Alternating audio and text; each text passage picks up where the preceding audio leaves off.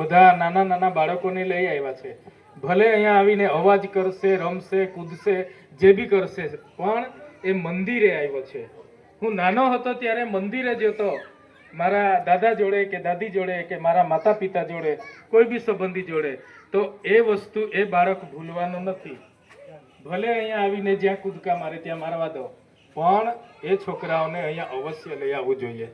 નહીં તો પછી ઘણા પરિવારોમાં એક ઉંમર થઈ ગઈ ત્યાં સુધી પેલા છોકરાઓને બંદગી કરતા જ નથી આવડતું.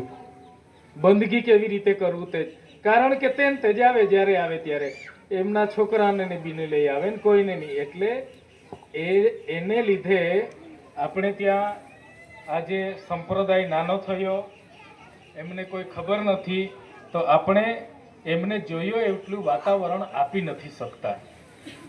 તો કમસે કમ ઘર પરિવારમાં બધા જ સભ્યોને એક ધર્મનું વાતાવરણ આપીએ. ધર્મનું વાતાવરણ આપીએ તો શું થશે કે બધાને જ એનો લાભ મળશે. અને અહીંયા આવશે તો જે રીતે આરતી કેવી રીતે ઉતારવું, બંદગી કેવી રીતે કરવું, સંતોને કેવી રીતે નમવું, એની નમ્રતા, વિનમ્રતા, એ બધું જ શીખશે. એટલે આ ખાસ જરૂરી છે અત્યારે, કારણ કે કળિયુગ ચાલે છે. મેં આજે મારી ફેસબુક પર લખ્યું છે, ઘણા બધાએ જોયું હશે, ગુરુ ગુણના સાગર તમને લાખ લાખ વંદન, એવું લખ્યું છે. ગુરુ પૂર્ણિમાની હાર્દિક શુભકામના સાથે. તો ગુરુ ગુણના સાગર તમને લાખ લાખ વંદન કેમ કીધું છે? જગતના આટલા બધા લોકો છે, જગતમાં કરોડો લોકો જીવે છે, જગતમાં કરોડો લોકો, જે દેશમાં જાઓ ત્યાં તમને માણસો જ જોવા મળશે, માણસો જ જોવા મળશે. પણ એ બધા લોકોને તમને વંદન એવું નથી કીધું. વંદન કોને કીધું છે? તો કે ગુરુ ગુણના સાગર, જેમના જેમના જીવનમાં ગુરુ કર્યા છે એમને વંદન કીધું છે. તે બી કેવું?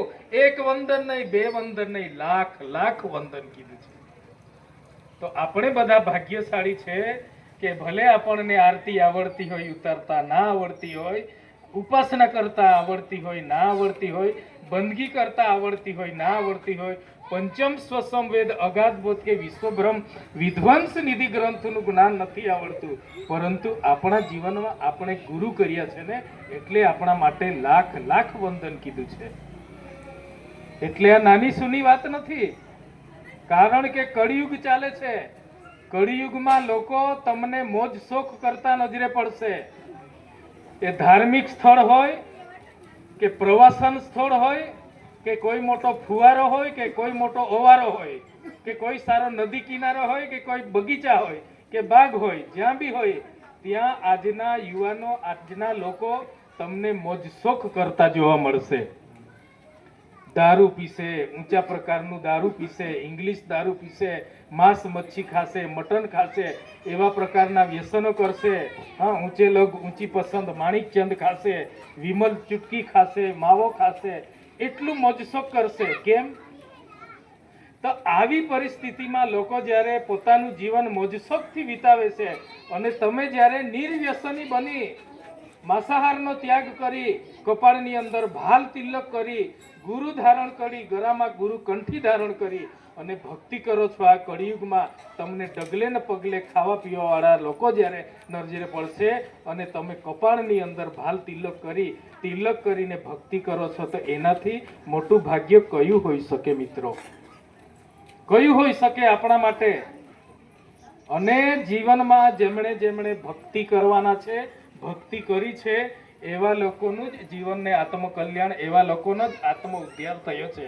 બાકી જેમના જીવનમાં ભક્તિ નથી એ 84 લાખના મુખમાં જ જવાના છે. ધ્યાન રાખજો.